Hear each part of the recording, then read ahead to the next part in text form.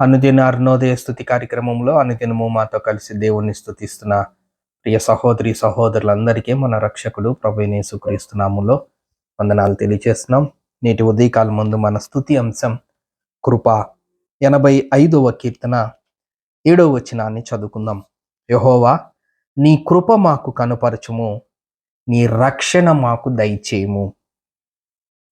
ప్రియ సహోదరి సహోదరులారా, 85వ కీర్తనలో కోరాహు కుమారుల కీర్తన గురించి వివరించబడింది. ప్రధాన గాయకునికి కోరాహు కుమారుల కీర్తన ఈ 85వ కీర్తన. ఈ 85వ కీర్తనలో 7వ వచనంలో దేవుని యొక్క కృపను గురించి వివరించబడి ఉంది. దేవుని కృప మాకు కనపరచుము అని కోరాహు కుమారుల కీర్తనలో మనము జ్ఞాపకం చేసుకుంటూ ఉన్నాం.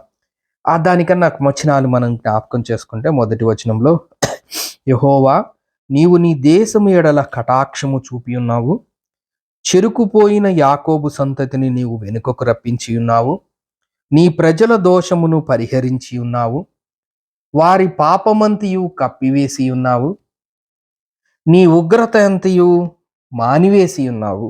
ఎవరి గురించి? చెరుకుపోయిన యాకోబు సంతతిని నీవు వెనుకకు రప్పించి ఉన్నావు, నీ ప్రజల దోషమును పరిహరించి ఉన్నావు, వారి పాపమంతయు కప్పివేసి ఉన్నావు, నీ ఉగ్రత అంతయు మానివేసి ఉన్నావు, నీ కోపాగ్ని చల్లార్చుకొని ఉన్నావు, మా రక్షణకర్తవగు దేవా, మా వైపునకు తిరుగుము. ఎంత గొప్ప లక్షణాలు! దేవునిలో ఉన్న గొప్ప లక్షణాలని 85వ కీర్తనలో మనం జ్ఞాపకం చేసుకోవచ్చు. నీ దేశము ఎడల కటాక్షము చూపి ఉన్నావు. ఆయన కటాక్షము చూపే దేవుడు, ఆయన కరుణ చూపే దేవుడు, ఆయన ప్రేమ చూపే దేవుడు. అంత మాత్రమే కాదు, కానీ ఆయన కృప చూపే దేవుడు.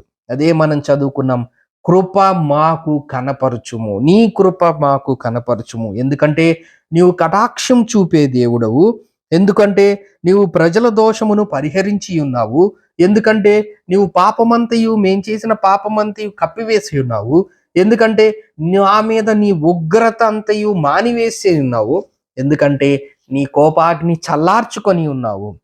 దేవా, నీ కృప మాకు కనపరుచుము అనే మాటని మనం జ్ఞాపకం చేసుకుంటూ ఉన్నాం. 4వ వచనంలో చూస్తే, నా రక్షణకర్తయగు దేవా, మా వైపునకు తిరుగుము, మా మీదనున్న నీ కోపము చాలించుము, నీ కృప మాకు కనపరచుము. ఎంత గొప్ప మాట! మా మీద కోపము చాలించుము. మా మాటల్లో, మా చేతిలో, మా ఆలోచనలో, అనేక విషయాల్లో మేము అవిధేయులుగా ఉండి ఉండొచ్చు. శత్రువులముగా, దూరస్థులముగా, నేరస్తులములుగా, అపరాధములుగా, మన ఆలోచనలలో పాపపు ఆలోచనలతో, పాపపు చూపుతో, పాపపు మనవిడితో, శరీరాశలతో, నేత్రాశలతో ఉంటుండగా నీ కోపము మా మీద చాలించుము. ఎల్లకాలము మా మీద కోపగించదవా? తరతరములకు నీ కోపము సాగించెదవా? నీ ప్రజలు నీ యందు సంతోషించున్నట్లు నీవు మరలా మమ్మును బ్రతికింపవా? నీ కృప మాకు కనపరచుము. దేవుని కృప కనపరిస్తే మనకి సంతోషం. దేవుని కృప మనకి కనిపిస్తే మనం బ్రతుకుతాం. దేవుని కోపాగ్ని గురైతే సొదొమ గొమొర్రా పట్టణాలు ఏ విధంగా దేవుని ఉగ్రతకు లోనైనయో మనందరం బైబిల్ గ్రంథంలో చదువుట ద్వారా, లేదంటే వాటి జ్ఞానం మనకి తెలుసు.